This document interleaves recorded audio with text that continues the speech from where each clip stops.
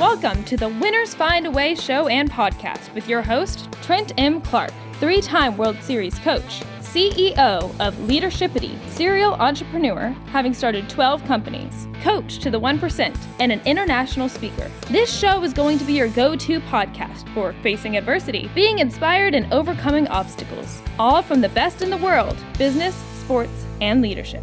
Hate the crappy ingredients in many beverages and energy drinks? Rebellious Infusions are the go-to functional beverage. They have 5 or fewer plant-based organic ingredients, no sugar, no calories, loaded with antioxidants to boost your immune system, and L-theanine for brain health. Rebellious Infusions are available at drinkrebellious.com. Rethink your drink. For 10% off of your next purchase, use the code 99999.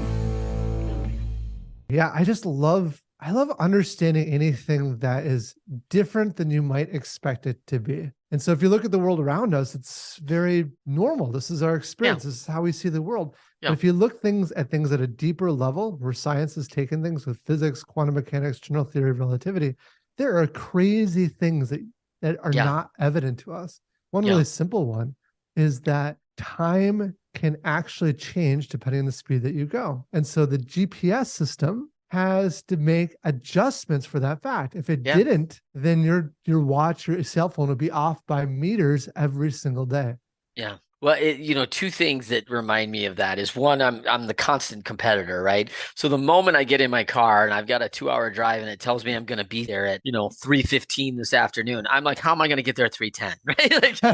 like, how am I going to beat the GPS, right? So, inevitably, it's very good. And I was always impressed with what's the other GPS coordinate system? It's not Google Map, but it's the other one, Waze. When I lived in Chicago, Waze was just incredible. I would literally put it on my phone and it would tell me like, you're going to arrive at 4:17. And I'm like, oh my God. I mean, I could bank on that within 2 minutes. And in Chicago, you never know what you're going to get. So I became so impressed with that algorithm. The other, physics one that really I loved was I was down in Ecuador, in the Mitro del Mundo, the middle of the world. And, these French scientists, and they all got together down in Ecuador and they're creating like the equator and where everything's at.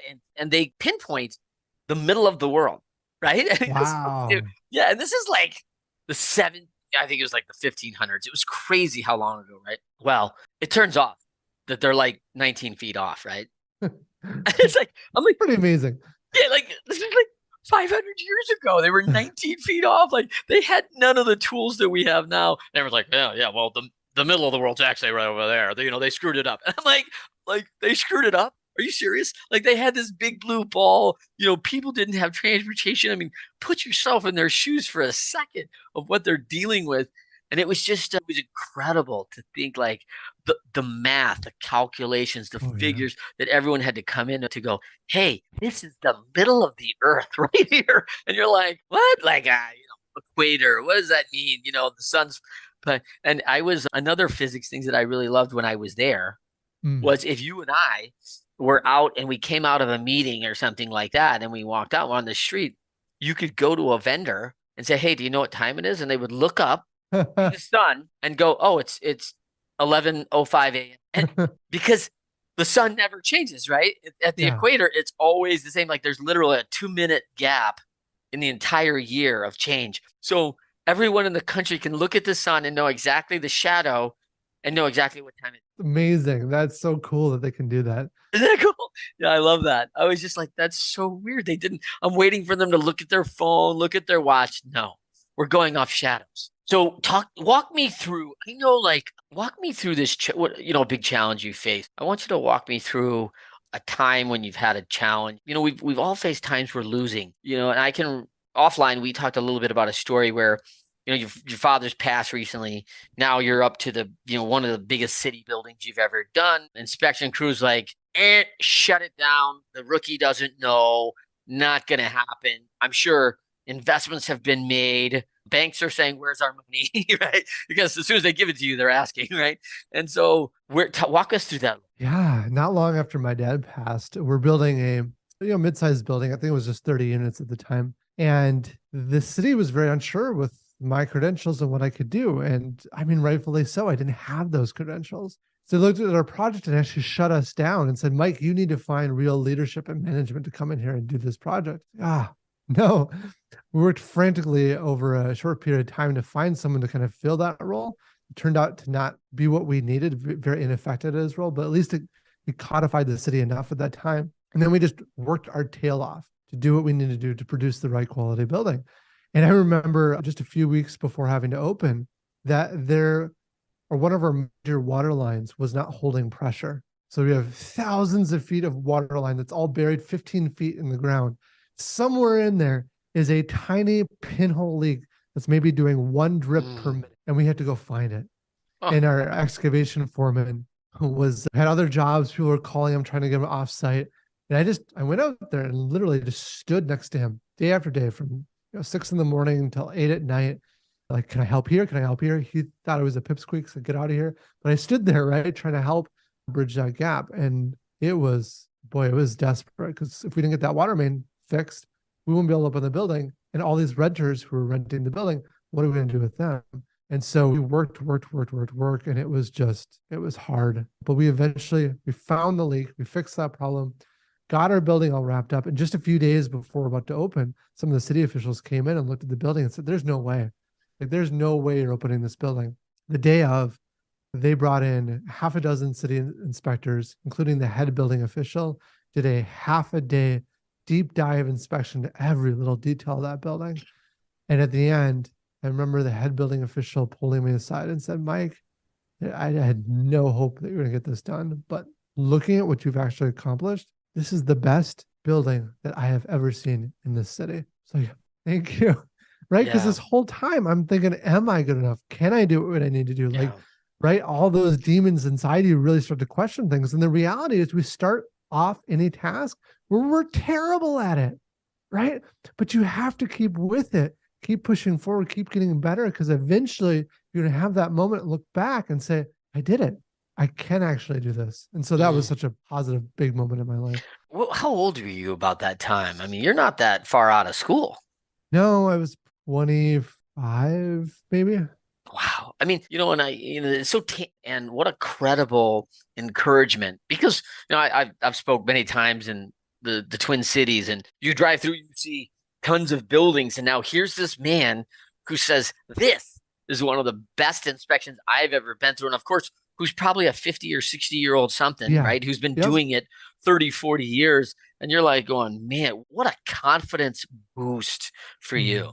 Yeah, it was so important. And I think the important lesson there is keep with it, because eventually you can get to that kind of level. Let's talk about that resiliency. I mean, I think it's one of the challenges, we're often reminded of some of the quotes, like if people knew how many times they quit when they're just so close to really getting over the hump, right? And it's a hard thing for perseverance. At the same time, there's a humility in being able to say, hey, maybe I need to let this go, right? And so knowing when to hold them and when to fold them, right? Yeah. But, as you walk through that and you were learning this along the way, one of the superpowers that was really yours compared to others was this ability for you to solve problems. Did you have team members around that did that as well?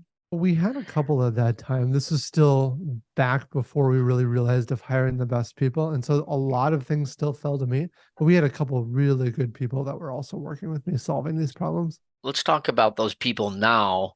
I mean, you've told me before, man, if I don't have someone who resolves issues, I don't know if they're going to add a lot of value, right? I mean, tell me what you're looking for when you go after the best in the world. Boy. So the number one thing is meeting our values. And so we have a number of values, including things like achieving great things, being a genuine human. You'd be shocked at how hard that is to find in construction. Construction's stereotypically a pretty rough and tumble environment. And so we want people with experience, but we find it really hard to find someone who has experience who also lines up with something as simple as being a genuine human, being a respectful, caring, kind person that wants to work things out together. So we wrestle a little bit with that. But the best people are great problem solvers, right? They see a bunch of problems coming in. They're able to understand, dig through that, articulate what's going on, and then solve the root issue and then move on to the next thing. As we tackle new big challenges, oftentimes a new challenge means that we actually get worse for a little while because there's a whole new flood of problems that come in. Yeah.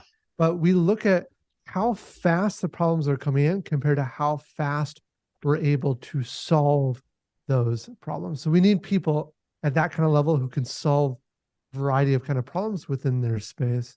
And one other thing we look for is we often say we're looking for people who are fighting to be best in the world at what they do, just like you and your experience, right? And they don't necessarily have to already be world champions at what they do. They've got to be on that journey, right? If they're just here to punch a clock, there's plenty of good places to work. It's just not our place. Yeah. If you're here and you have a tenacity and energy to learn and grow and improve as much as you can, then you're in a good spot because you're going to get to that kind of level. Yeah, that's so powerful. As I look through that and you start thinking about, hey, how do I hire for that, right? Some real challenges come up because it's hard to prove my tenacity. That mindset over problems is something I'm really eyeing up very closely and watching for, because I've seen a lot of folks that become I don't think they understand their contribution to the organization, being the fact that problem solving is going to be always at the top of the list, because if we don't have issues, they probably don't need Trent. I'm probably not needed here. They're hiring me because they've got an issue. I have an ability to solve it and help their team solve it.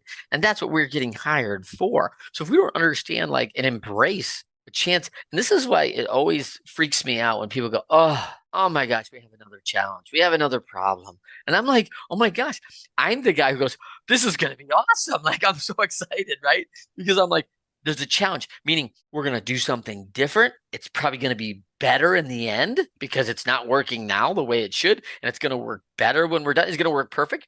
Probably not, but it's going to work better. We're going to get more efficient. We're going to be taxed to do something differently. We're going to grow and learn. I mean, all these benefits that we get from going through these challenges, I love. Yeah, we often tell our teams that problems are not a fundamental issue. It's not a reflection of us as like a bad company. We have 10,000 problems, but that's intentional, because if we had 0 problems, that means we're not growing. And so the challenge for the organization is to grow at a rate that we produce enough problems that matches our skill set and ability to solve those problems. But the problems will always exist, and that's intentional. Yeah, I got to tell you, one of the things I hate the word, by the way. I think the word is not fundamentally great for mindset, for people. So, often at Leadershipity, when we go in organizations, one of the first things we do, because we want a language around leadership. And that language is we remove problems. We take it out of the vocabulary. And, because if someone comes to me, I mean, as if I come to you, Mike, it's not very encouraging. You're like, oh, man, Mike, I got a big problem. And you're like, man, I got my own. I got 10,000 over here. I don't need to add one. But in the mindset of the people who really want to get better, they love a challenge. Yeah. Oh, Mike, you got a challenge? Oh, let's talk about it. Let's go grab some sandwiches and talk about your challenge, because I'm interested. How can I help you resolve your challenge? Because I'm always up for a challenge. Are we hiking the mountain this weekend? Are we going to bike 100? Are we going to take the kids to the hardest playland in the world and survive it as dads? What are we going to do? Because I think I'm up for the challenge, but I don't know if I want your problems. So I think there's a very distinct language around that. How do you view that? I love that. I think language impacts us at an emotional level. And if you can change that and tweak that language so that your initial gut response is more positive, that's such a powerful concept. I love it. Good. So let's come back to, you've talked a little bit about, man, like I said, you consistently have challenges on your docket. It's not like, oh, hey, look, surprise, I woke up and there's a challenge. You go through. Some challenges are pretty easy, resolved with a phone call. Some are much more diligent. Some are much more challenging you as a person. You can't open this building. You don't have the experience. You're not enough. I mean, that's what they said to you, right? Yeah. And for people that are out there today who are being told, hey, listen, I'm not enough. You're not going to be able to go. Oh, you're never going to have the money enough to go to university. You're not smart enough to get through. You're not this. What do you tell those naysayers who are unwilling to have the tenacity to actually go the distance on it? what we allow ourselves to think in our mind eventually becomes our reality. And I think what's so much of a struggle with, including myself, is that you get into this like language in your mind of, oh, I'm not good enough, or, oh, that event back there, I screwed that up. And then you just dwell on the problem, how you failed, how it all screwed up, right? And you become more cautious. You don't want to jump into the next thing because you don't want to fail again. You don't want to put yourself out there. And I think what's really important is, as best as you can, to see that in your mind and then to let it go and then take action.